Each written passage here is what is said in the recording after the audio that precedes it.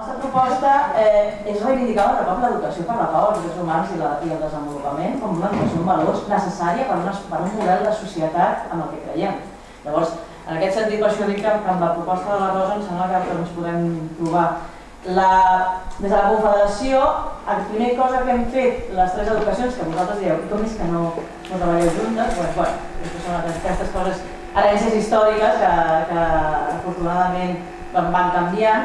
Ens vam plantejar, per què no fem primer de tot un manifest que ens uneixi? Per què l'educació per la pau, els drets humans i el desenvolupament en realitat van units? O sigui, començar per aquí per reivindicar aquesta educació en valors i un model de societat en el que sí que creiem, no?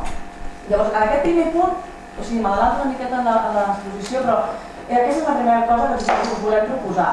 Un cop aquest manifest encara no està fet, però sí que ens agradaria que un cop fet, abans de tancar-lo fins i tot, el puguem compartir amb vosaltres, amb gent que esteu interessats, amb professorat que té ganes de treballar en aquest punt i com tenir el recolzament no només a les entitats, perquè nosaltres ens acudit, sinó que sigui un recolzament social en aquest sentit.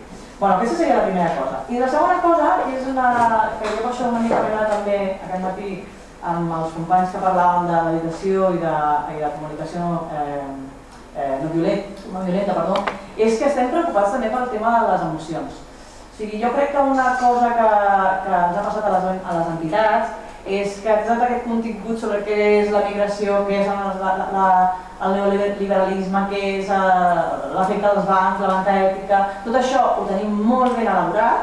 De veritat que si en voleu informació hi ha molta informació des de les entitats, però sabem que per la transformació social no només cal informació, o sigui, ens cal una transformació personal. I aquí jo crec que ens falta justament aquestes eines que ens permetin treballar la transformació personal.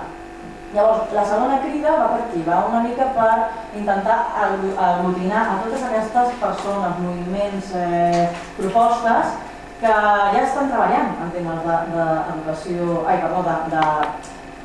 de transformació personal.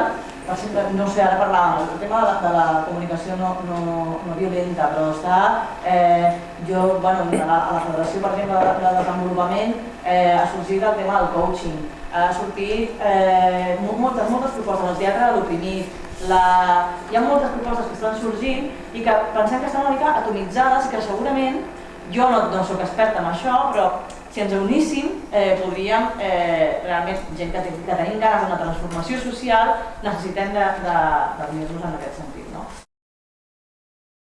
és que tinguem ja l'espai, és que una mica el que venim és a dir-vos, escolta, per què no ho fem? Per què no creem aquest espai? Mirem a veure qui hi ha, qui estaria interessat i després d'aquí mirar a veure si ens podem vincular, com ens podem vincular, quina seria la millor manera, si es tracta d'obrir un blog online o millor fer tallers presencials. O sigui, aquesta seria una mica la proposta.